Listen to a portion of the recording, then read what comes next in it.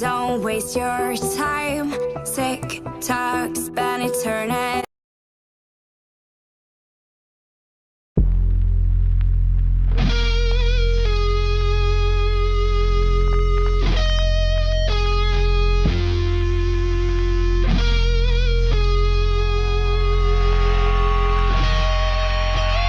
Time has come, my hands shaking. 어둠 아래 가려진 표정. Hey, are you satisfied to see me fall apart? 내 몸에 상처들 걸어 거친 내 숨조차도 붉어진 두 눈을 이젠 please. You give me painless in all of these colorful bruises.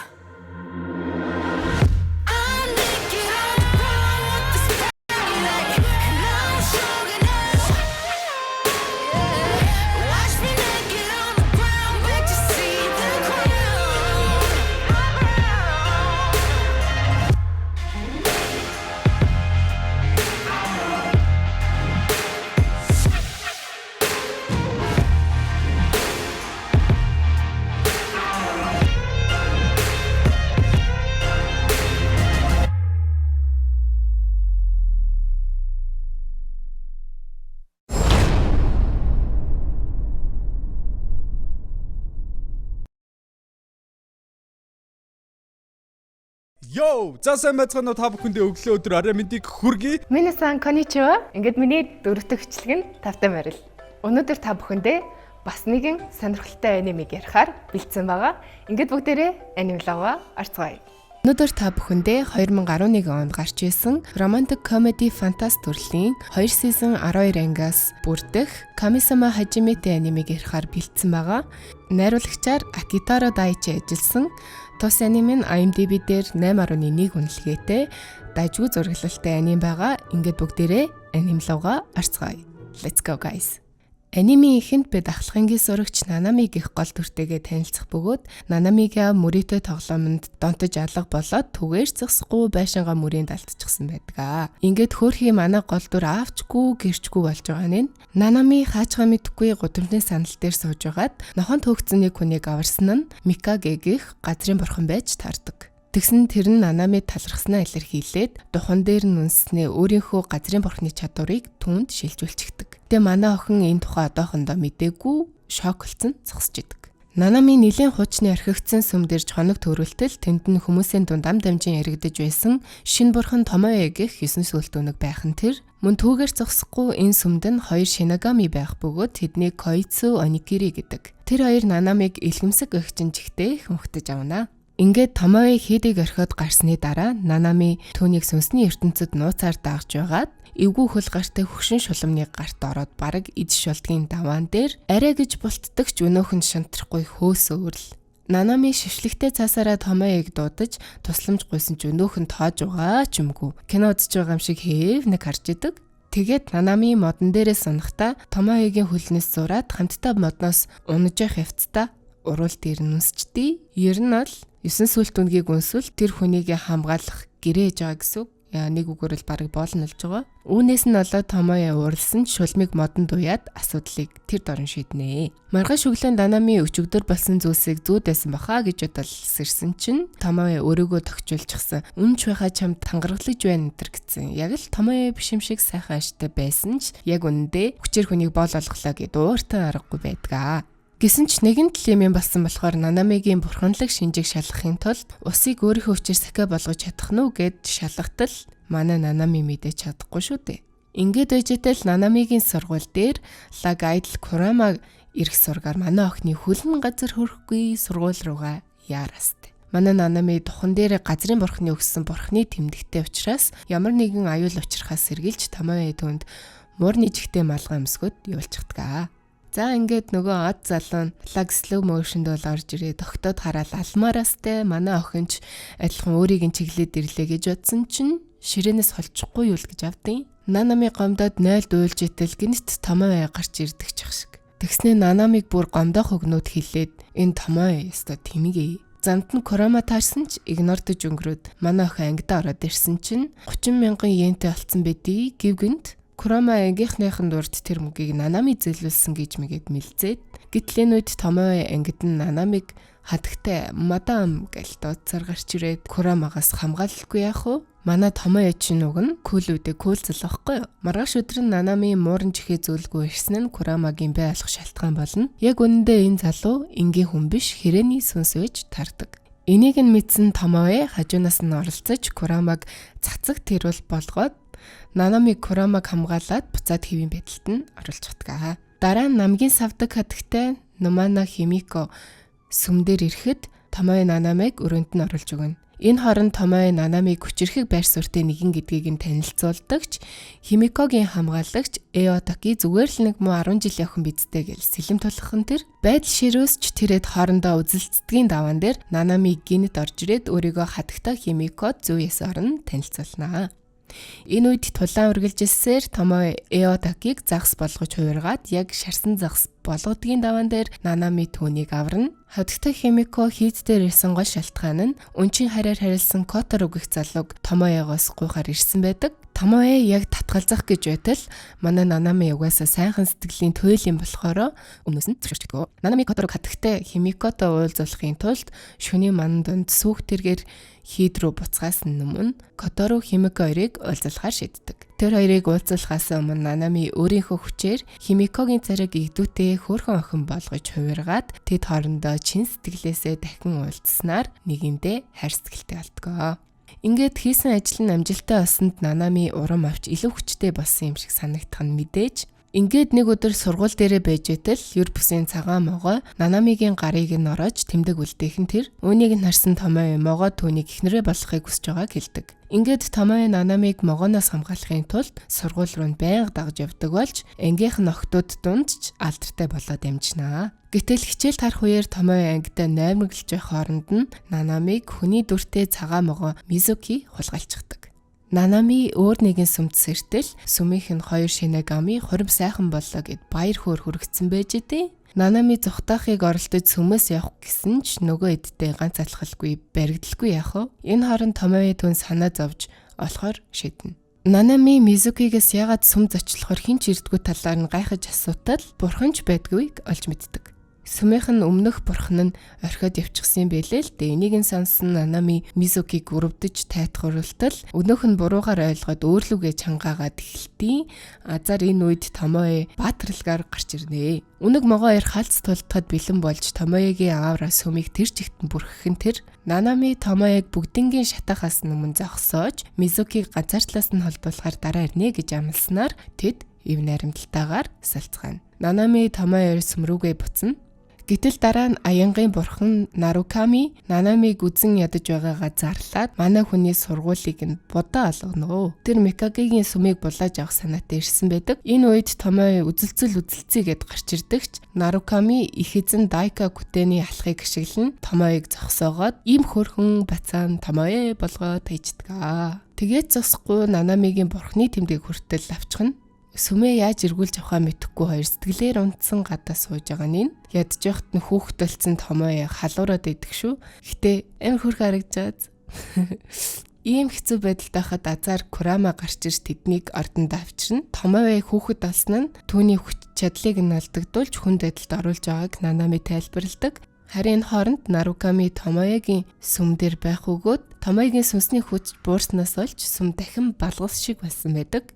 Ингээд сүмэн мэдээж балгас болцсон учраас сүмийн 2 шинагамиг Томоe авчир гэдэг тушаалаар түнлөө явуулдаг. Нанами яриаг нь таслах гэж оролцсон ч Томоe түүнийг хөндлөнгөөс оролцохыг нь зогсоож өөрт нь дарамт учруулахыг хүсэхгүй байна гэд Нанамиг орхиод өөрөө сүмлөөгөө явчихдаг.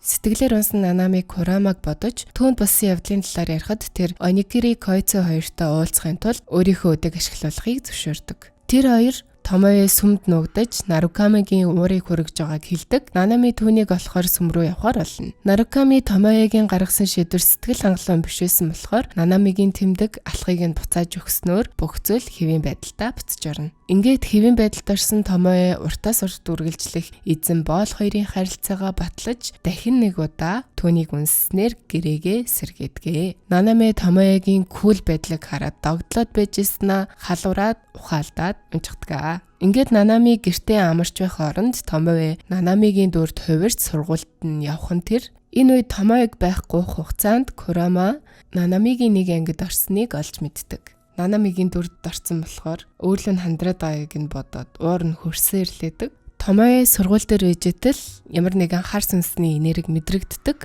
Тэр энергийг дагж явсаар охтын хувцсны өрөөнд ороод муу талын сүнсийг дарахгай зогсожсэн чинь ангийнх нь хүүхэд Ами ороод ирдэг. Яг энэ үед Курама Амигийн анхаарлыг сарниулаад тэр оронд нь Томоё сүнсийг зайлуулж амждаг. Харин энэ хооронд Мизуки Нанамиг асарч байдагч хоолч хийж чадахгүй эсэргээрээ Нанамигаар загнуулаад байж байгаа жишээтэй.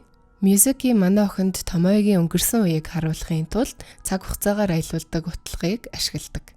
Энд Нанами Юкижигийн эмэгтэй биед орсон байх бөгөөд энэ үеийн Томоё өөртөө дайсагнасан бүх Йокоюдыг алж Акура хэмээх өөр Йокоюн дор үзэсгэлэнтэй охтуудыг ашиглаж амьдардаг байсныг мэддэг. Ер нь бол bad boy байсан байна л та. Томоё энийг мэдээд Мизукиг сүмээсээ бандах нь ойлгомжтой. Нанамид Томоё жах эвгүй санагдажсэн ч гэсэн удалгүй тэр мэдрэмж нь хэвэндээ ордог. Ингээд Нанамигийн улирлын эцсийн шалгалтуудын цаг мөч ойртдог. Курама Томоё хоёр Нанамигийн төлөөх өрсөлдөөнө үргэлжлүүлсэрлээдэг. Энэ хооронд ангийнхан охин Ами Нанамигаас Курамид яаж ойртож талархснаа хэлэх талаар зөвлөгөө авахыг хүсдэг. Нанами ч түүнд туслахаар шийднэ. Нанами Курамиг охтын бүлэглэлээс холдуулахын тулд цагаан цаасан увдсан ашиглан Ами хүлээхийг түүнээс хүсдэг. Ами өмнө нь түүнийг сүнснээс аварсанд маш их баярлж байгаагаа хэлэхэд Курами хамгийн харамсалтай түүнийг хэн гэдгийг санахгүй байдаг. Манай охин банцсандаа зүхтж агаад бүдэрч унаад энэ нь тэр хоёрыг илүү ойртоход хүргэдэг. Томоё Нанами хоёр сургууль дээр ярилцаж баг нэгэндээ ойрцсоор лээла. Нанами сургууль дээрээ хөвгүүдийн хайр сэтгэлийн асуудлыг тэр нь матчмейкер болцсон байдаг. Тэгээд эхний 2 жилд охид хөвгүүд хайр сэтгэлийн тал дээр яах вэ гэж Нанамигаас хүртэл зөвлөгөө авдаг болцсон байдаг. Тэгсэн нэг охин Томоё надад таалагддаг уулзалаад үг энтергээ болдгоо. Яг энэ үед Нанами Томоётой хамт гэрлүү хамт алхахыг хүсэж байгаагаа түн сэтгэлтэй гэдгээ илүү их мэдэрдэг. Дээвэр дээр Нанами нөгөө охины хүсэлтийг хүлээж авах уу яах уу гэд толгоонд гашлаад ингээд байж байхдаа Томоёд үнэхээр сайн байна гэдгийг ухаардаг. Ингээд дээвэр дээрх ярианы дараа Курама Томоёг дуудаж Нанамиг чи өөртөө ил бишидээр л татчихлаа нэтэрэ гэл Томоё ч үнийг эсэргүүцэн. Нанами дангийн охин Кейн Томоётой жинхнээсээ болцоонд яваад үзүүл яасан бэ гэж зөвлөхтөн Нанами хичээлээ тараад түүнийг дагуулж аквариум руу явахаар болдог. Мэдээжээрээ Томоёг хажуунаас нь хараад хүлээж явахдаа Нанами улам бүр түүнд татагдж байгаагаа мэдэрсээр л. Болцооны сүүлийн хэсэгт манай хоёр дээвэр дээр гарч ирэх бөгөөд энд Нанами Томоёд дурлснаа хэлээд түүнд өөрт нь хайртай эсхийг нь асуухад Томоё шууд хариулдаггүй. Эмэгтэй хүн ингэж сэтгэлээ илчлээд тахад Томоё би хүнд дурлаж болохгүй гэдгийг. Ингээд Нанамиг суугадаад дээврийн ирмэг дээр явж байгаад салгалсан юм чинь санамсаргүй Нанамиг унгачдаг. Томоё араас нь үсэрсэн ч Нанами өөрийгөө түнд гологчлоо гэж бодоод намайг аврах хэрэггүй гэж хэлээ Томоёд хаалт ичдэг. Өмнөх түүний хэлснийг биелүүлэх ёстой зөвхөнгөө барсан Томоё түүнийг энэ л удаа аврахыг зөвшөөрүүл чам дахиад хизээч хүрэхгүй гэдгээ амлаад бөөн драма болсны эцэст манай хоёр аюулгүй газарддаг. Маргааш нь Нанами Томоёгоос татгалцсан хариу авснаа сэтгэлээр унсан учраас Кей Ами хоёр түүнийг дагуулж далайн эрэг рүү явах аялын төлөвлөгөө боловсруулдаг. Гэтэл Томоё хүмүүсээ очдог далайн эрэг дэндүү халуун тэглэж дахиад далаад орч чадахгүй болохоор явахгүй гэдэгч нөгөө нэг могоо эсэндээ Мизуки явна гэрн Нанамиг түүнд алдахгүй тул Томоё Мизукиг дагаад ирсэн байдаг. Далайн эрэг дээр Мизуки манай хүнийг далаад сэлж чадахгүйг нь далимдуулаад Нанамитай хамт усан цэлхээр ядагддаг. Энэ хооронд Микаге болон өөр нэгэн бурхан Отохико Томоё Нанами хоёрыг анхааралтай гихч нь ажиглаж идэг. Отохико далайг давлгайлуулж Амиг алга болох бөгөөд шаналсан Нанами Томоёгоос тусламж гуйхаас аргагүй төрж байгаа нь Томоё өмнө нь өгсөн амлалтаасаа болоод түүнийг тайвшруулад твэрмээрээс нь ч хүрч чаддаггүй. Ингээд Томоё Амиг аврахаар болж далайд ортол харанхуйн захирагч Лу хаан Сукуна урд нь гарч ирэхин тэр Томоё өмнө Сукунагийн харьяат хүмүүс рүү дайрч түүний нэг нүдийг нь авч исэн байдгийн. Үүнээс болоод өнөөх нь манай хүнийг бариад авчдаг. Нанами Томоёг буцааж авахын тулд баруун нүдэрээ Сукунатай наймаалцах хэрэгтэй болно. Ингээд Нанами цаг хугацаагаар аялдаг утлагыг дахин ашиглахыг хүсч Мизукиг хөтөж болгоод өнгөрсөнд очих бөгөөд энэ тэрээр өнгөрсөн үеийн Томоётой таарч манай хоёр араас нь дагтал Томоё Юкижид мөнх амьдралыг бэлгэлэхийн тулд хулгайлсан нүдээ түүнд өгснийг олж мэддэг. Манай хоёр өрөөндөө ороход Юкижийн нүдийг ашиглаж чадалгүй шалан дээр унгаасан байгааг олж харна. Нанами түүнд эмийг өгөх гэтэл Мизуки зогсоогоод хэрв чи түүнийг Сукунад буцааж өгөхгүй бол Томоёг аварч чадахгүй гэдгийг сануулдагч Нанами Юкижийг өрөвдөөд эмийг түүнд өгнө. Actually энэ үеийн Юкижи бол Нанами гэсэн үг юм. Ингээд Нанами одоо цаг руу буцахаасаа өмнө Мизукигээс Исохимитэй уулзаж өгөхийг гуйж тэр хоёр түүн дээр ирдэг. Энэ цэнхэр үстэй эмэгтэй болохоор хүний амьдралын насаар наймаалцаж хүссэн эмийг нь өгдөг сонсохгүй юу. Тэгэд эрэл сурал болоод байгаа нүдийг гаргаж өгөхийн тулд Нанамигийн амьдралын 30 жилийг авах ёстой гэдгийг хэлдэг. Нанами ч үүнийг нь зөвшөөрдөг. Исохими нүдийг нь авсны дараа Нанами ухаангүй байх үед нь Мизуки үнсчдیں۔ Ер нь бол ингэснээрээ тэр Нанамид үйлчлэх ёстой бас нэгэн боол нь олж байгаа гэсэн. Ингээд Исохимигээс урваад түүнтэй тулдаад нүдийг нь эргүүл авдаг. Мизуки Нанами хоёр Томоёг аврахаар яст мэлхийн нуруунд дээр байдаг Луугийн хаан тулс руу манай хоёрыг очиход Томоё ордныг оронгоор нь эргүүлсэн зогсож идэгин. Нанамиг харсан Томоё эцсэндээ хисан дотор орж нуугдаж муугдаад хисанд нугдсан сувд юм уу хааши. Нанами хисаг онгойлгож Томоёг тэврээд чи намайг хайрлахгүй байсан ч миний зүрх сэтгэл хизээж өөрчлөгдөхгүй л гэдэг. Ядчихт найгуур романтика нэр. Дараа нь Мизуки Луугийн хаантай ухаалгаар хилэлцээр хийгээд би ч гэсэн Нанамид үйлчлэх болсон гэд Томоёд хэлэхэд манай хүн бөөн уур болох нь мэдээж. Дараа нь эсцэн өнгөрсөн лөө шилжиж Томоё эзгүй хэрээр алхаж өхлийг хүлээж байхдаа Микагетэй таарч Микаге түүнийг сүмд авчирсан байдаг. Энэ үед Томоё хүн эмэгтэйтэй бүхэл амьдралаа өнгөрөөнө гэж амлаад хуучин бурхан Микагетэй гэрээ байгуулсан юм байлээ л дээ. Эмэгтэйг нас барахад тэр ч бас өөх ёстой байв. Гэхдээ Томоё сүнс учраас Юкижигийн байгаа газар очиж чадахгүй. Тийм учраас Микаге Томоёд тусалж Юкижиг мартуулснаар хийсэн гэрээнээс нь мултрах боломжийг олгосон байдаг. Оникири Мизукид ийм болохоор л Томоё дөнгөж танилцсан хүмүүстэйгээ ойр дотн байдаггүй. Үүнээс олж дандаа Микагед загнуулдаг байсан талаар нь ярьж өгч идэг. Нанами сэтгэлээ илчлэхэд Томоё зөвшөөрч чадахгүйсэн юм ч байдгийн. Микаге Томоёг хүнтэй дотносох хүртэл нь хамт байж байгаад түүнд хаад Мизукиг цагаан могоо болохыг олж мэдээд бөөн шокол. Үүний дараа Нанами Томоёгоос шархалсан сэтгэлээ засахын тулд найзуудтайгаа сохор болзоонд очтол Кохиру гэдэг энэ гар манай ганц л өшүүлнэ. Манай охин Томоёд яг нэг юм хэлэх гэжсэн чинь дундуур нь шаврын хаалт Мизуки гараад ирнэ. Мизуки ч бас Нанами сайн штэ. Тэгээд Нанамитай хамт сургуульд явахын тулд Курумагаас зөвлөгөө авахаар Токиод амьдарч үзээгүй манай хүн сүмээ зарсан 50,000 йенээр наймаалцах гайл хотоор нэг явдیں۔ Курамаг олох гээд хэсэг залуусаас зам асуусан чинь могооноос эйсэн залуучууд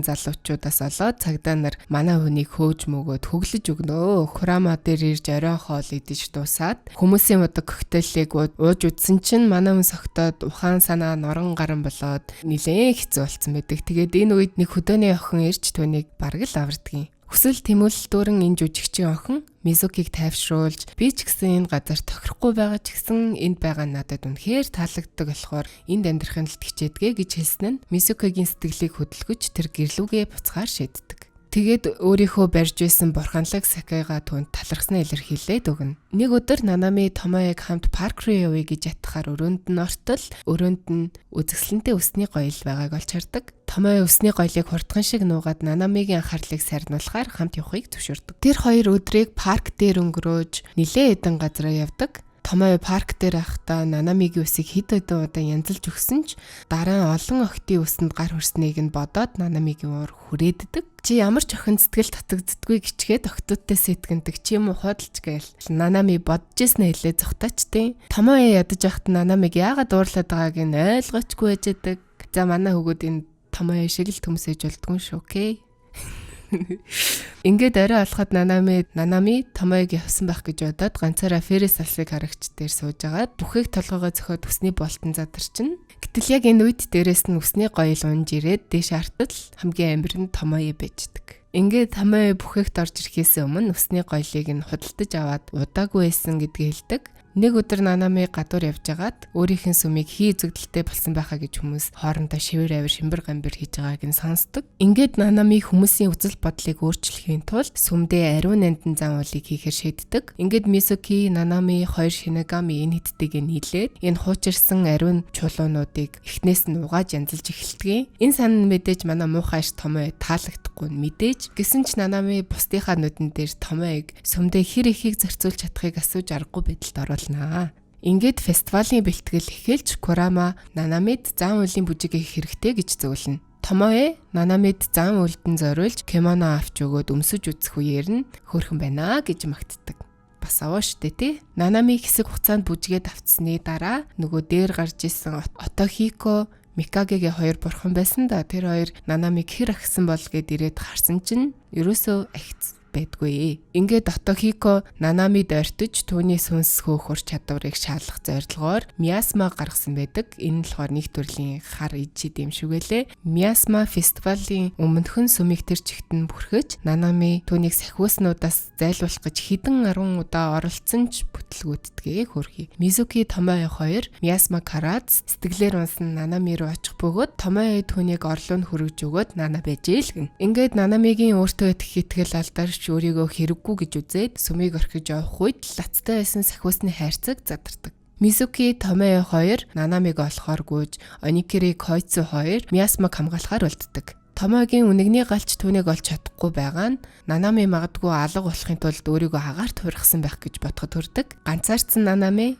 Микагетэй уулзснаас анж сүм бол түүний гэр гэдгийг нь гинт ухаардаг. Нанами хар хардаараа сүм рүү буцаж ирэх нь тэр битүүмжлэгдсэн өнөөх хайрцагт асар том Миасма байсныг олж мэдэх бөгөөд хайрцагнаас аврах том аалзан сүнс гарч ирдгээ. Энэ нь болохоор өмнө нь Микагегийн урт хугацааны өмнө битүүмжлэж дарж исэн сүнс эдэг. Нанами Койцуг Миасмад яг дарагдах жоохт нь гарч ирдэг. Ингээд манай охин кимоногоо өмсөж аалзан сүнстэй тулдахын тулд зан үлийн бүжгээ хийхээр шийднэ. Бүжгийн хөдөлгөөнүүд урсаж аалзтай тулдсаар Нанами санаандгүй бүдэрч Томой түүнийг хамгаалахар үссэн гарч ирнэ. Бүжиг дахин эхэлж түүний кимоно Микагегийн тусламжтайгаар илүү гомьсог болон өөрчлөгдөж тэр бүжгийн амжилттай дуусгаснаар сүнсийг ялдаг. Нанами фестивалийн өдөрч бүжгээ гайхалтай дуусгаж Томойгийн магтаалыг хүртэнэ. Ингэж тэр сүмийн нэр хүндийг сэргээж төсгөлд нь Томой Нанамиг үндэснээр аним маань аз жаргалтайгаар төгсдөг. Энэ удаагийн бичлэг маань таалагдсан гэдэгт итгэлтэй байна.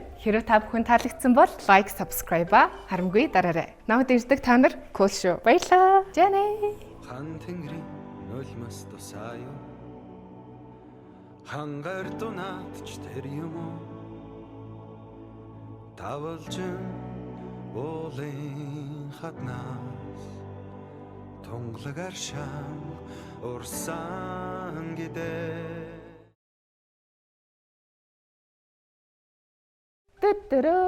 Маишидэс.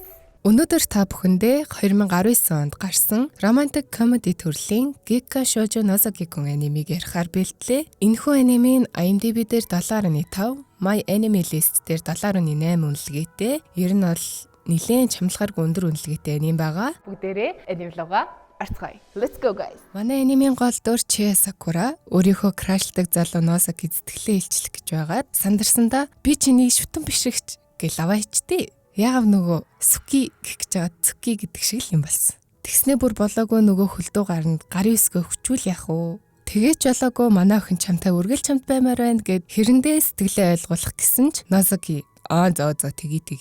Манайх руу явах уу гэд гэрлүүгээ жишимжгүй дагуулад явчихнаа. Nozaki are you төмс? Тэгснээ Nozaki Sakura-гаас миний зурж байгаа мангаг дуусгад туслаач гэхтэн охин гайхсан ч гэсэн зөвшөөрдөг. Ингээ Sakura 4 цагийн турш тасралтгүй манганы хуудсуудыг бодсны эцэст хайр дурлалын тал дээр маанагдуу харагддагч манай Nozaki мэрэгжлийн shoujo манга артист гэдгийг олж мэднэ.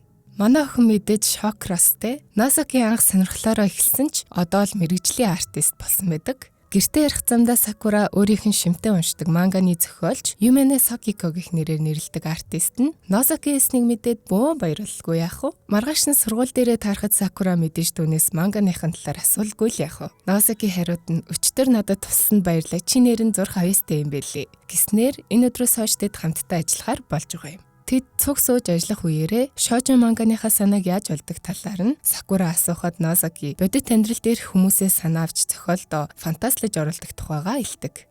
Маргааш нь сургуульд харсны дараа Нозаки Сакураг цуг ундаг дугуугаараа гэртээ харцгаа айлгэн. Манай охин дугуй унаагүй утсан энтер гээл крашийнхаа өгөнд ичингүрэн балаараа зогсож исэн чинь яг үнэндээ Нозаки манганда ундаг дугуйтай хайр хэсэг оруулах гэж байгаа юм байна л да. Тэгэнгүүтээ Сакураг ашигланаас. Тэгснээ дугуй нь бүр ийм дугуйнд сундлаж явхаар яаж романтик харагдах вэ? Яанда Нозаки минь. Ингээд туршилтынх нь үр дүнд гарсан санаагаар редактортой засуусан эцэст манганд оруулж, энэ нь ч ангийнх нь хүүхдүүдэд таалагдаж мангаг уншиж үзээд үнэхээр гоё эснийг нь магтчихэдэг. Хэдэн өдрийн дараа хөөрхий Сакура дахин сэтгэлээ илчлэх гэж оролцсон ч сандарсандаа дахиад би чиний фэн гэл хэлээчтэй. Тэгээд дахиад Нозакигийн гар эсгийг авж байгаа нэндэ. Нозаки ч цаашид удаан хамтран ажиллацгаая гэж энтэр. Энэ сэтгэлээ илчилж байгаа нь ч тэр нөгөөх нь ч тэр үнэн бүтггүй. Дараагийн хэсэгт Нозакигийн найз түүний бас нэгэн манга туслах Микото Микошиба гэх дүр гарч ирнэ. Энэ маань сургууль дээрээ охтын дунд од гэж ихтэйхэн Микорын очтой гэж байгаа. Гэсэн ч нэг сул тал нь Микорын огттой ярихдаа улайчдаг, үнийг нь Нозаки хараад хөөрдөм гэж боддог ч Сакура тал харин читргатай санагддаг. Ингээд манай гороо Нозакигийн гэр цуглаад Микорын би ч уг нь хүмүүс туслах дургүй л дээ гэж мэгээд гаднаа хилээд байгаа мөртлөө дотроо л Сакураг өөрөөс нь тусламж гуйгаасаа гэж битүүх хөөснө. Энийг нь Нозаки анзаараад Сакурад сэтгэлийн бодоод тудлаач хамаагүй надад туслаач гэлжгээ гэдгийг.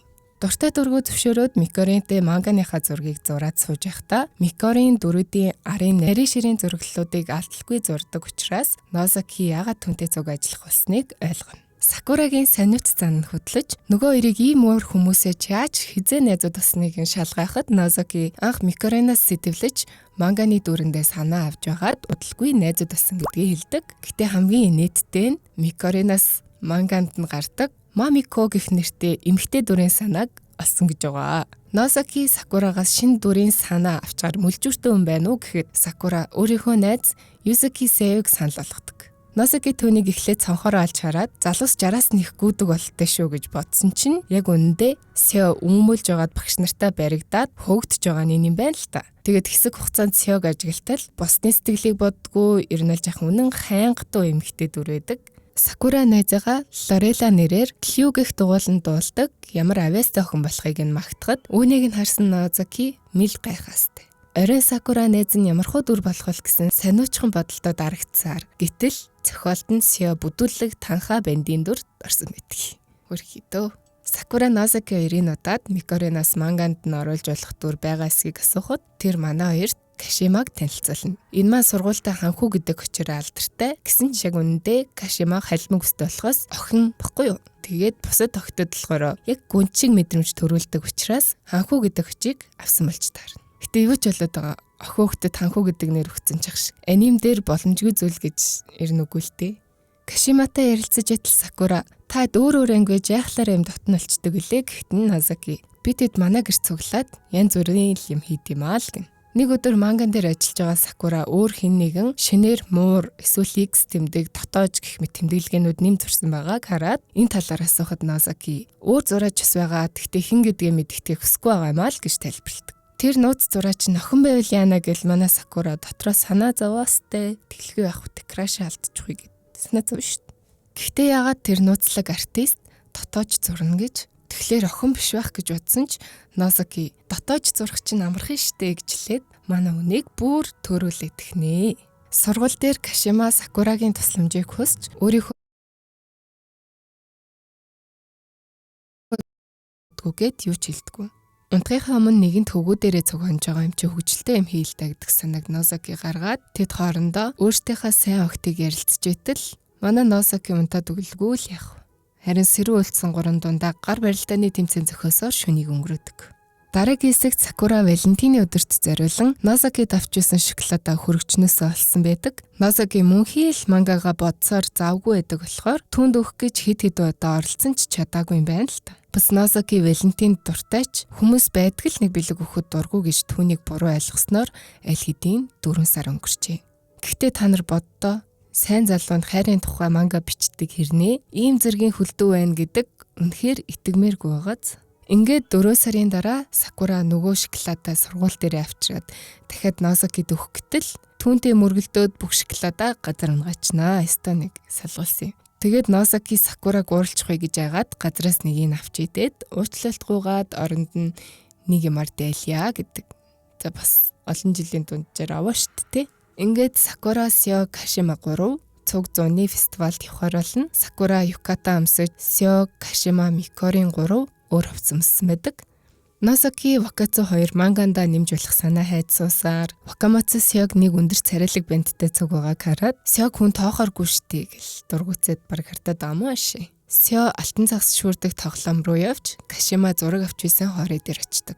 Харин Сакура бусдаасаа салж явахдаа санамсаргүй Нозакитэй таархан тэр. Тэгээд тэд цогтой зугаалж байгаад галт наадам үзэхээр Нозаки Сакураг дээшээ гарахт нь тусалж өргөхөд сая л нэг мөрөөдөл нь биелсэн мэт санагдана. Тэгээд өмнө нь сургууль эхлэх үеэр Сакура хоцроод хашааны гадна түгжигдсэн байхад нь дээшээ өргөж тусалж байсныг сандаг. Яг тэр үед Сакура түүнд дурлаж байсан болж таардаг. Галт наадмын үеэр Сакура би чам тайртай гэж хэлтэл Нозаки би ч гэсэн галт наадам туртай гэж хэлээд энэ маань төгсдөг. Миний бодлоор бол Нозаки тимч түмс биш гэхдээ өөрийнхөө мэдрэмжийг илэрхийлээс ичдэг төрлийн хүн шиг санагцсан. Тэгээд эцэст нь хэлэхэд хүүгүүдээ бидний Нозаки шиг бити түмс угаарай. Окей, бас доор комент хэсгээр ямар аним ирүүлмээр байгаагаа бичиж үлдээгээрэй. Баярлалаа. Баяртай.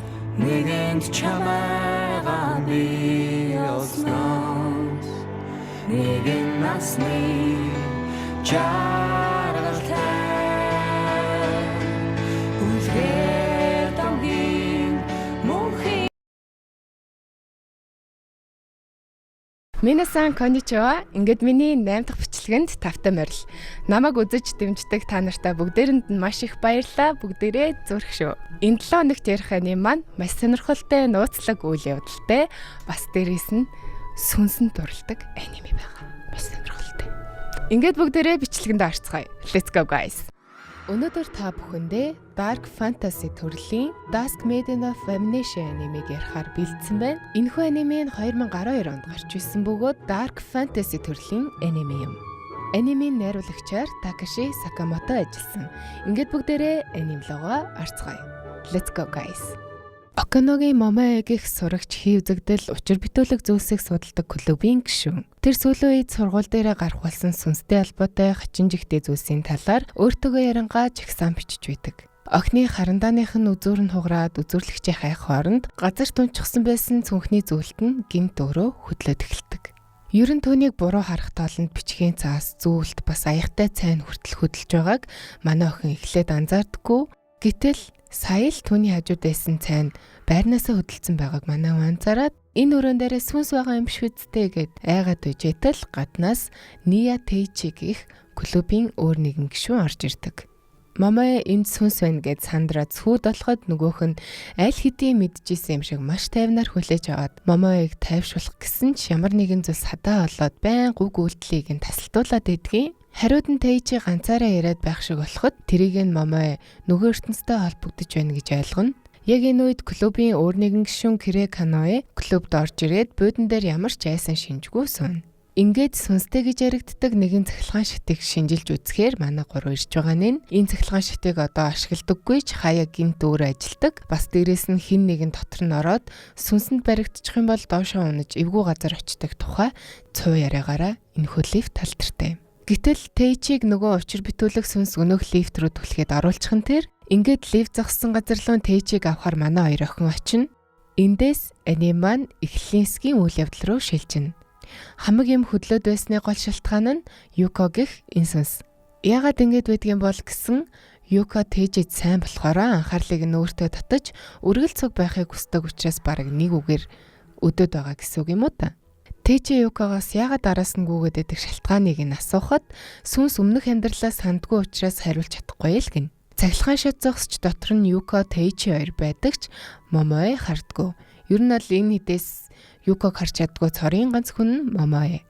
Ингээд манайд бас нэгэн цоо ярианы дагуу ууланд гарч Юкогийн буршийг хайж олно. Момоэ дурсгалын чулууг хараад энэ чулууг хийсэн хүн түнд их л сайн байсан юм байна да гэсэн чинь Юко уурлаад чулууг зөхиод унгаачихна. Момоэ үүнийг хараад сүнсээ зайлтлайлгүй явах уу? Ерөнхийдөө манай хэрдийн сурдаг сургуульд хамгийн их яригддаг алдартай сүнсний түүх хийзэн бол Юко юм. Тэйчи хуучин сургуулийн нэгэн өрөө рүү орж ирээд толтой холбоотой сүнсний цүй ярианы талаар амдаа өгүүлж итэл яг тэр толтойгоо таарч хартал гинэт Юко гарч ирээд түүнийг зочиохон тэр. Тэгээд тэр хоёр цог сургуулаар жоохон алхахаар шийдэж Юко түүнээс 9 шидийн асуулт асуугаастай. Яг энэ үед манай хүүд зөгнөл эсвэл дурсамж гэмээр зүйлс харагддагч тэрийг нь тоолгүй алхасаар л. Юко түнд би ой санамжаа алдсан учраас ямар ч өшөө авах санаа харамссан байхгүй гэснээ Тэйчигийн дохон дээр үнсээд одоо чи хизээч Юког мартаж чадхааргүй боллоо гэдгийг. Тэйчи хариуд нь одоо чи тэгээд намайг тарчлаан заваах юм уу гэхэд Юко түнд нэгэн түүх ярьж өгөхөөрөлж нэг охин энд амиа алдаад цогцсон одоо хүртэл сургуулийн талбайд байгаа болохоор энэ хавь тэр чигээрээ сүн шүглсэн газраа гэдэг. Тэгэхээр чиний ярьж байгаа охин чинь өөрөө юу гэж асуухад Юко магадгүй гэдгээс өөр зүйл хэлдэггүй. Тэйчи одоо хүртэл цогцсон байдгийн болов хаана байдгийн бол гэж бодтол дахиад нэг зөгнөл харагдах нь тэр. Хинийх нь мэддэхгүй хоолой юу ч болсон яг урдан зогсож байхдаа арагшаа эргэж харж болдоггүй юм шүү. Чамайг толны цаана өөр тарьчихна гэдэг. Яг энэ үгнүүд анх Юкотой танилцсанаас хойш түнд сонсогдсон байдаг. Гэтэл гэнэт Юко гарч ирээд болохгүй гэд байхад чинь хүний биеийг харчлаа гэж уурлаад эвгүй юм болох нь дээ гэсэн чинь өөрийнх нь шалдан биеийг нь харчлаа гэд ичээд уйлаад байсан байдаг. Тэгээд Тэйчи сургуулийн түүхийн талаар ярьж байх бөгөөд тэдний сургууль уулан дээр байдаг маш олон оршуулганы дээр баригдсан гэд ярьж өтөл Юко манай хүнд сэтэн хаяастай. Яг энэ үед Момой намайг тэр сүнсийг аллаа гэсээр арилсаар орж ирнэ. Ангидаа ганцаараа сүнс дууддаг зан үйл хийсэн чинь тэр зан үйлийнх нь бамбарш налга болцсон байна л да. Хариуд нь Тэйчи юу гэж хэлэхээ мэдэхгүй Юкогоос асуухад нэг ухаалаг санаа бодж олно. Харин Момойгийн нүдэн дээр тэр ганцаараа хиймтэй ярьж байгаа юм шиг л харагдана. Момо хичээлийн өрөөнөөсөө гараад явж байгаа цаасаа гарнаасаа унгаагаад дээшээ артал сүнс гарч ирээ түүнийг айлгаж орхив. Гэсэн ч азуулж Тэйчи яг цагтаа ирж түүний гарнаас хөтлөө цугцсан ч амждаггүй. Тэгэхээр нь хуурамчаар хийсэн сүнс зайлуулдаг бичээстэй хуудсан цаасыг гаргаж иртэл Юкогийн хүч сулраад тэр хоёрыг хөөхө болно. Юко айж буй зүйлсээс шалтгаалаад хуурч харагддаг учраас манай хоёр Момоёг тайвшруулахын тулд сүнсийг хөөж байгаа гэж жүжиг тавьсан нь энэ. Дараагийн хэсэг Тэйчид нэг захидал ирсэн байв. Дотор нь илгээсэн хүнтэй заавал уулз. Бас энэ нь Юкотой холбоотой гэсэн байв.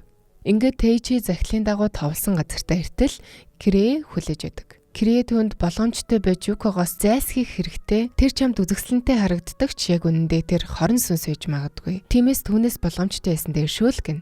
Үүнийг сонсон Тэйчи тэр зөвхөн түүнд л үзэсгэлэнтэй бусад нь мангас болж харагдаг гэж үү гэж бодж итэл энэ бүх хугацаанд өрөөнд түүнийг хүлээж исэн Юко гарч иж түүнийг тэрвэрнэ. Бороо орж байсан болохоор манай хоёр норж хувцас хатахаар өрөөлөгөө орно. Юко хэлэхдээ өөрийгөө яг Тэйчид үргэлж харагддаг тэр төрхөөрөө л байдаг тухайгаа хэлэхэд гинэ цанаас Кирээ гарч ирээд Юко одоо ямар харагдаж байна гэж тас хар хөгзөрсөн арьстай, муухай харцтай, унтсан арьстай, аимшигтай харагдаж байна гэж дурсалхэд Тэйчи тэр төрхийг харж аимшигтай төрхтэй Юкогоос Кирээгийн тусламжтайгаар зогтно. Манай энэ охин болохоор яг үнэндээ Юкогийн хамаатан байж таардаг. Анх Тэйчитэй л адилхан Юкогийн хөөрхөн охины төрхийг хардаг байсан ч нэг өдөр аимшигтай царайнд гарч ирсэн нь одоо харж байгаа Юко байв.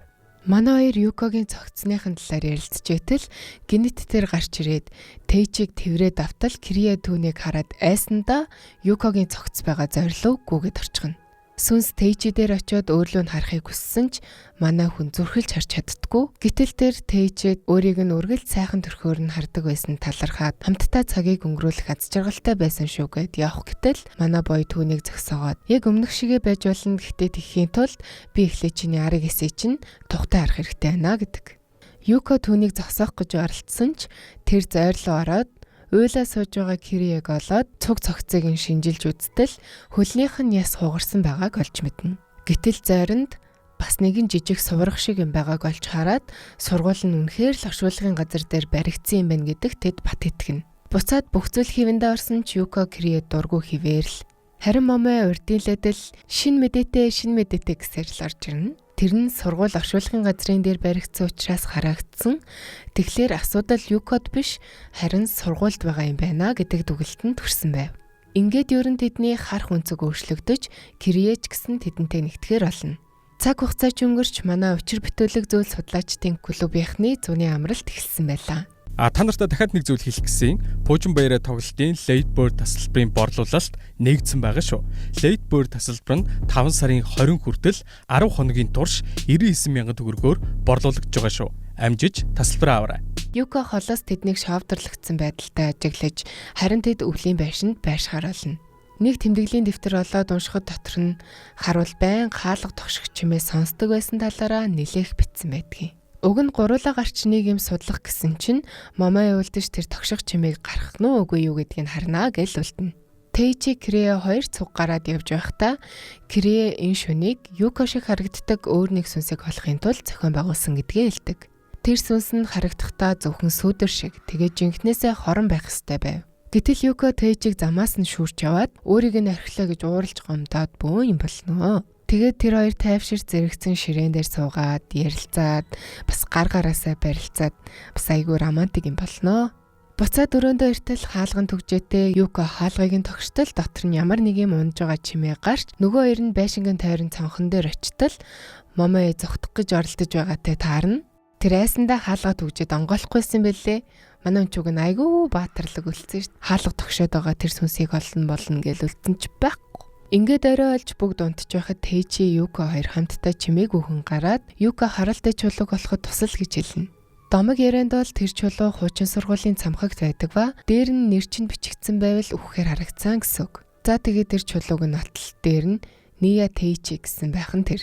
Гэтэл энэ нь Юкагийн тоглоом шоглоом болж таарад хараал гэдэг чинь энгийн л өдөр тутмын юм. Зүгээр л хүмүүс хэтрүүлээд байдаг юм гэж Юка түнд хэлнэ. Дараагийн хэсэгт манай эдийн сургуулийн фестивал болж үн зөриөлж Юка классик сүнсний хувцас өмсчээ. Тэйчи Юкагийн зөвлөснөөр өрөөгөө сүнстэй харагдуулахаар чимэглэдэг. Тэр хоёрыг хоорондоо хандтаа байгаа Крие хараад Момойгийн гарнаас дагуулад нилээн ууртай яваад өгчнөө. Ухаанда хардаж мардаалах шиг байгаа. Энэ үед Момойгийн гар өвцөндөө ойрол зогсох хэрэг гартал хаана явж байгаа мэдхгүй манай хоёр чинь төөрчдгөө хөөрхий. Гэсэн ч манай хоёр шантралгүй ойрхон харагдсан хуучин шинжлэх ухааны өрөөлөө орж чимэглэх зүйл байж магадгүй гэхэд Момой өөрөө хүсч байсан ч тэр дотор байдаг анатомийн үзүүл нь зөрөхгүй учраас хүний зүрх хайдаг аимшигын түүхийг ярьж өгнө. Дээр үед нэгэн цэвэрлэгчийн зүрхийг сугалсан явдалч байгаа гин. Харин энийг Крие тоолгүй орхоор олоод анатомийн үзүүлэнг хайж байсан чинь яг Момойгийн ард нэг нь байж таарна. Крие Момойг тайвшуулаад зогсож байсан газраас нь аваад тэр үзүүлэн бушуухан шиг аваад гархан тэр.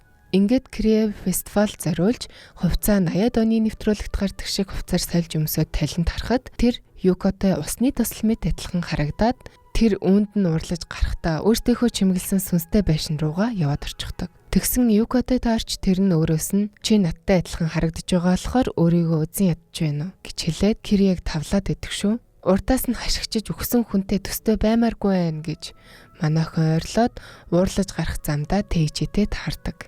Ер нь бол энэ өрөө нь хүмүүсийн айдсыг нь харуулдаг өрөө гэсэн үг. Тэгээд Тэйчитэй таарад яагаад түүнийг Юка тийм сайн гэдгийг нь асуудал тэр хайртай л бол надад хүмүүс байсан ч хамаагүй.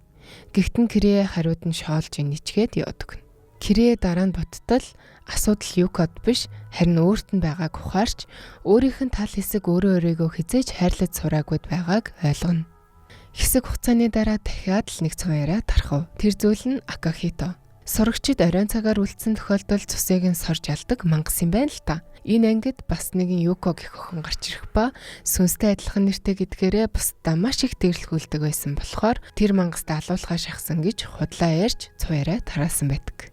Тэр сүнс судалдаг клубын өрөөнд ирж сонирхчход дараа нь 3 охинтой уулзаж тэдэнд хэлэхдээ Акахитог зогсоох ганц арга бол сүнс Юког золиослох гэж хэлнэ. Энэнд нь сурагчид итгэж тэдний өрөөрөө сүнс Юког хайхаар галзууртлаа дайрч эхэлнэ. Крие Момой хоёр хэсэг сурагчдыг айлгаж явуулчихад буцаж итэл нөгөө эртээд яриад байсан сүудрэн сүнстэйгээ дахин таарах нь тэр.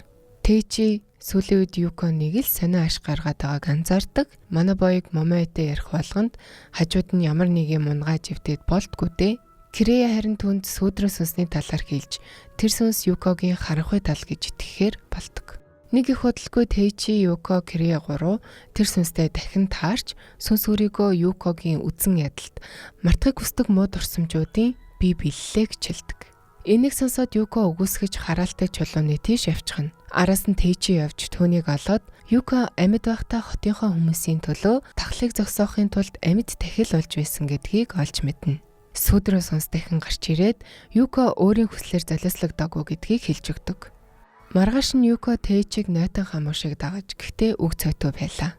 Одоо Юкаг өөрийнх нь муу тал байнга дагаж явдаг болсон ба нэг удаа уурандаа Тэйчиг нэг мөсөн мартахаар шийдээд шатны оруу түлхчихэн тэр. Бертлээсээ олж сургуультай ирэлгүй хит хоноод гипстэй ирж өдрийг Юкагүй өнгөрөөхөд клубын өрөөнд иртэл Юка түүнийг хараад юу болсныг үнэндээ л санахгүй байдаг. Үүнээс хойш манай бой Момоэтэй цагийг ихээр өнгөрүүлдэг болж сүүлдээ Юкаг бүр харж чадхаач үлнэ.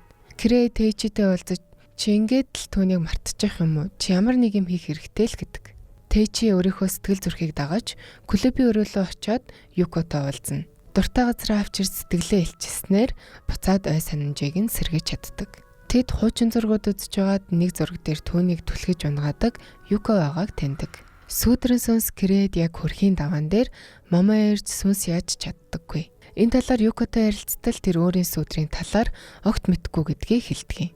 Юко өөрт нь мэдрэгдсэн бүх муухай мэдрэмж сэтгэлүүдээ сүүдэртээ тохиж энэ талаараа өөрөө ч мэдлгүй явсан байж таардаг. Клубийнхэн сургууль тарж гэр гэртээ харьцахад Юко ганцаараа үлдэж өмнөх амьдралынх нь эсгүүд баг багаар эргэн санагдаж ард нь сүүдэр нь гарч ирээд Тэйчи өөрт чинь биш түүнд хайртай гэж атаархан дайрах гэтэл Тэйчи ирж түүнийг аварна. Тэр хоёр зүхтах гэсэн сургуулийн талбайгаас цааш явж чаддаггүй. Тэр сүүдрээс хамгаалж Юког түлхээд өөрөө ухаан алдаж Юкогийн турсамжуудыг харж эхлэхэн тэр Юко өөрийн дүү Юкаритэй цог тахлын үеэр бүх зүйл хэвэндээ орно гэж найдан эмээгээ бас гэр бүлээ өвчнөд алдсан Асагийг их өнчөө охиныг хүртэл асардаг байлаа. Хүмүүсийн ярианаас сонсоход тахал бол ариун оршуулгын газар дээр сургууль барьсны бурхны шийтгэл учраас залуу хүүхдийг өргөл олох хэрэгтэй гэж хөгшчүүл ярьцгааж байдаг. Ингээд Асагийг энэ бүхнээс нуух хэрэгтэйг ойлгоод сайтар нууж байсан ч эгчдөөс усанд орсон байх хооронд түүнийг хулгайлчихсан байлгүй яах вэ? Гэтэл хамгийн амар нь Асагийг аврахаар ирсэн Юког ахмадууд хараад гал руу золиос олгоод шидчихсэн байв. Тэр хөхтэй хэнд ч гомдлгүй хэнийг ч буруутхан үзэн ядалгүй өхөж тэрнээс болоод сүүдрэн Юког төрүүлсэн байлаа. Тэйчи сэрж энэ үед тэр өөрөө Юко бас сүүдэр гурав анх бүх зүйл эхэлсэн клубын өрөөнд тааржээ. Тэйчи түүний дурсамжийг мэддэг болсноос хойш Юко өөрийг нь харж чадхаа болж тэр харилцаагаа дуусгах талаар бодож эхэлтэл Кирие түүнийг ингэж болохгүй гэж загнана. Ингээд манай хоёр уулзч чадхаа болсон ч дэвтэр ашиглан бичилцдэг боллоо. Нэг өдөр Момоэ чихэр авчрах үеэр нэг санаа төрж Кириегийн эмээ бас Юкогийн дүүтэй уулзахаар шийддэг. Юкаригийн эснэр Юког амьдаар нь болсон хүмүүс түүний сүнсийг харж чаддаг байсан болохоор нэрийг нь хэлэх цээртэй болсон бас дүү нь Юког харж чаддагч сайныг нь биш сүүдрэн сүнсийг нь л харж чаддаг гэдгийг тэд олж мэднэ. Тэйчи буцаж очиод клубын доторх бүгдийг цохиураараа эвдэж сүйтгэхэд Юкогийн энэ өрөөнд доторх зарим турсамжуудыг устгаж чадна. Өөрийнх нь таамагласнаар Юко түүнийг дахин хардаг болж бас сүүдрэн сүнсч ирсэн байв. Сүүдэрт Юкогийн дурсамжуудыг харснаа хэлтэл уурлаж чи ямар их зовлон үдсэнг минь яаж мэдэх юм? Ямар их уу гашууг давсныг яаж ойлгох юм гэд хашгирахад Тэйчи хараад маш их гэмшиж, өрөвдөж өөрөө юу ч хийж чадаагүй дээ өөрийгөө зүхнэ. Эцэст нь Юко өөрийнхөө бүхнийг хүлээн зөвшөөрч сүүдрэн Юкоч гэсэн өөрийнх нь нэг хэсэг гэж хэлээд тэр хоёр буцаад нэг хүн болж нэгдэх нь тэр. Хүн жишэлтэй ирнэ улсунс. Асагигээд өнчөө охин бол Тэйчигийн эмээ байсан байж таардаг. Тэгэхээр Юко хэрэг өөрийгөө золиослоогүй бол тэр хоёр хизээж уулзахгүй байсан гэсэн үг. Тийм учраас энэ учралдаа тэр хоёр харамсахгүй байна гэдэг. Өвөл олж Юкари ихчинхээ клубын өрөөний доорх цогцыг олж зүйс орн оршуулна. Ингээд манай хоёр оройтгоос өмнө сургуулийн ойр хаваар хэсэг болцоонд явна. Ер нь л сүүлчийн болцоо. Яарад байгаа шалтгаан нь одоо Юкогийн сүнс тайвширсан болохоор дэлхийгээс явах ёстой. Ингээд тэд нэг нэгэндээ сайн сайхныг хүсээд сүүлчийн мөчөө клубын өрөөнд цуг өнгөрөөж байгаа нь энэ. Дараагийн хичээлийн жил эхэлж Юко дахин гарч ирээд сүүлчийн үнсэлт нь чамд шүглэх хангалттай шалтгаан болсон. Одоо чамтай үргэлж хамт байна гэдэг. Ингээд байнга хамт байх болсон Кирэ Юко хоёрын гаргаж байгаа үйлдэлүүд сургуульд улам их сүнсний төвхтөгдөх нь ойлгомжтой. Гэсэн ч манай хоёр тоглоом шоглом хийхээ зогсоосонгүй. Момоэ өмнө нь олж байсан Юкогийн сүнсний талаарх түүхүүдийн тэмдэглэлийг олж уншдаг. Яг үнэндээ сүнс учир бүтүүлэг зүйл судалдаг энэ клуб зүгээр тоглоом болгож юм бичдэг байсныг бас Момоэ сүлд нь олж мэднэ. Ингээд тэд бүгд кимоно өмсөж сургуулийнхаа дэвэр дээр ханаби тэмдэглэж байгаагаар аним маань дуустдаг. Энэ удаагийн маань бичлэгтэй хамт байсан та нартай маш их баярлалаа. Нэрээ сониноос миний бичлэгийг 80 гаруй % subscribe дараагүй үздэм байлээ. Тэг хэрвээ миний бичлэгүүд таалагддаг бол like, subscribe-а харамгүй дараарай. Энэ удаагийн бичлэгтэй хамт байсан та нартай маш их баярлалаа. Дараагийн бичлэгээр уулзтлаа. Жанэ. хан тэнгэрийн нулимас тусаая хангаар дунаадч тэр юм уу тавалжин уулын хатнаас тунгалагарша Минасан конничива. Өнөөдөр та бүхэндээ ярьж өгөх аниме маань ганц л цохилдоор бусдыг дуусгадаг маш сонирхолтой гол дүрийн баатартай аниме байгаа. Ингээд бүгдээрээ аниме лугаа орцгоё. За ингээд хүсэн хүлээсэн part 2-тай тавтай морил өнөөдрийнхаа дугаараар One Punch Man анимеха 2 дахь сэснийг ярихаар бэлтлээ. Сайтама Genus 2 хүнсний дэлгүүрээс шүлний орц аваад гэрлүүгээ буцжээ.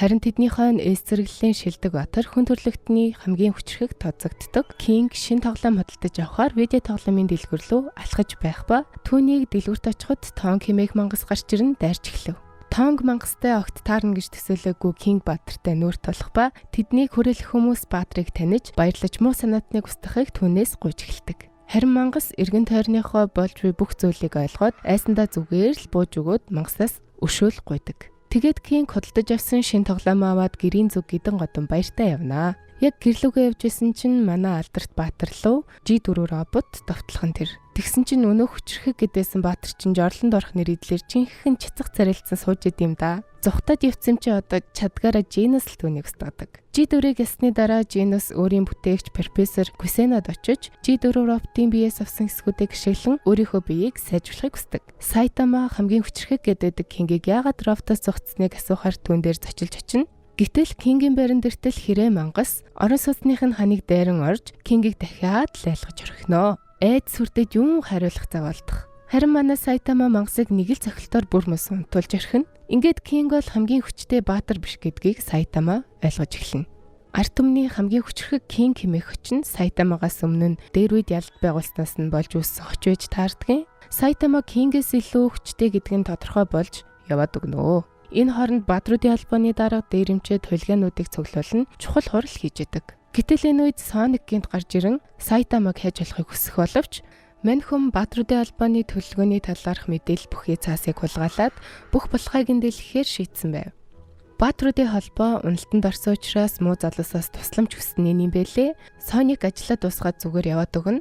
Яг энэ үед Fubuki гэх Б ангиллын анхны Hell Blizzard Сайтамаг Б ангиллалд багтсныг нь олж мэдээд манай үнийг хувийн дээрэмчдийн бүлэгтээ эсвэлхийг хүсэж байдаг. Харин Гару бол баатруудыг агнадаг мөнгөн соёогийн шав бөгөөд жаахан буруу гарын баатар болсон байдгийг.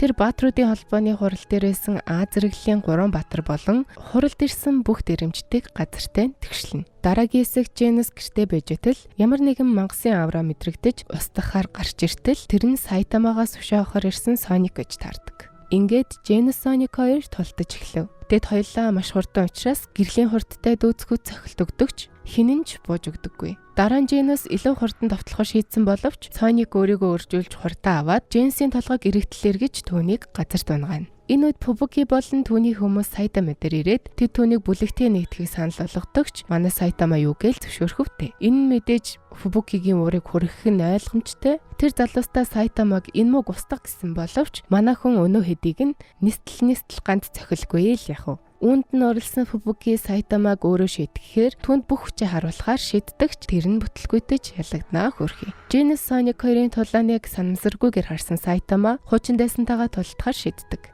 Sonic 10 хувилах сүдрийн техникийг ашигладагч Сайтама үнийг нь эсэргүүж чадахгүй ч гэсэндээ хоёр дэш үсрэх хүсрэлтийн техникийг ашигладаг. Өнөөх нь манай хүний хүчтэй долгион үсгдэг энэ техникээс нь болоод холоо гихчин шидэгднэ. Fubuki Сайтамагийн хүч чадлыг хараад биширч тэр яг үнэндээ түүн дээр ямар шалтгаанаар ирснээ бас түүний эгч Торнадогийн тухай ярих гэж байтал гинэт King Сайтамагаас тоглоом авахар ирснийг нь Fubuki хараад шок. King чинь мангар од S зэрэглэлийн баатар штэ. Тэгсэн манай хүн шиг B зэрэглэлийн баатартай найзууд шиг байгааг нь хараад нүдэндээ ч итгэдэггүй. Мөнгөн соёот буюу тулааны урлагийн сургуулийн багш Банг нь өөрийн шилдэг сурагч Чаранкаг зодод сургуулаас нь хөөж өгдөг. Чаранка энэ тухай бүгдийг манай эрт илэн далангүй ярихад тэд Чаранкаг сургуулиас хөөснө нь Гаруг устгах банкын төлөвлөгөө байсныг ойлгоно. Ингээд тэр эргэлзээгүйгээр Гаруг хайхаар эрэлт гарна. Гэтэл яг энэ үед тэр санамсаргүйгээр Гару 16 дахь эс зэрэглэлийн баатар Майктай мөчөөгөө өгөхгүй тулдж байгааг олж харна. Мөн тэнд баатар байхаа болсон хүргэгч болон хулгайнууд байдаг. Тулааны төгсгөлд нь Чаранга тэдэнтэй нэгдэгч нэг иймэрхүү байдалтай. Маргааш нь мөнгө сая тахтайгаа хамт Алуурчин баатар Гаруг хайсаар. Нөгөө талд Сайтама эмнэлэг дээр ирсэн гэмт баатруудад банаа өгсөн шигээ Алуурчин баатруудын талаар багахан мэдээлэл аваад зогсож идэг. Ингээд тэд ярилцаж дууссаны дараа Чаранга түнд тулааны урлагийн тэмцээнд орох гэсэн тасалбараа өгөөд манай хүнч тэр тэмцээнд нь орохоор шийддэг.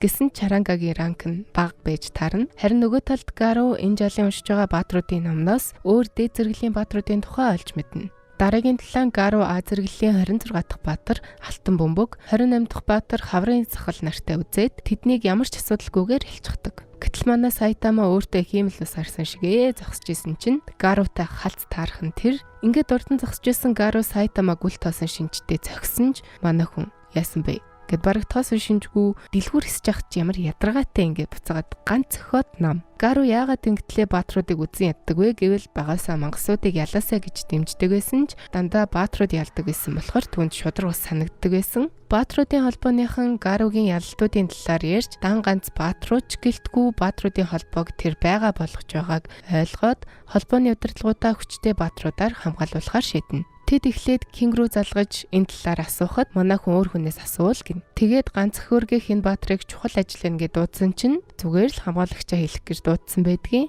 Мань хүн арайчтай гэж бодоод хичээсээ дуудлага ирлээ гэд болтгочээсэн чинь уудалгүй мангасууд гарч ирээд холбооны удирдагчийн хүүг барьж авах нь тэр. Ганц охирч ажиллаа хийж тэднийг дарч чаддаг. Гэтэл араас нь илүү хүчтэй мангас гарч ирж мань хүнийг баруун солгоогүй зохиж эхэлсэн ч түүнд мангасуудыг ялах хангалттай хүч байгаа. Гэтэл төсөөлөөгүй зүйл болж аюулын төвшний луу мангас болох эртний 100 хөлт мангас гарч ирж ганц хөр мангасыг цохих гэсэн ч өөрөө барилга руу шитгэдэгэн тэр.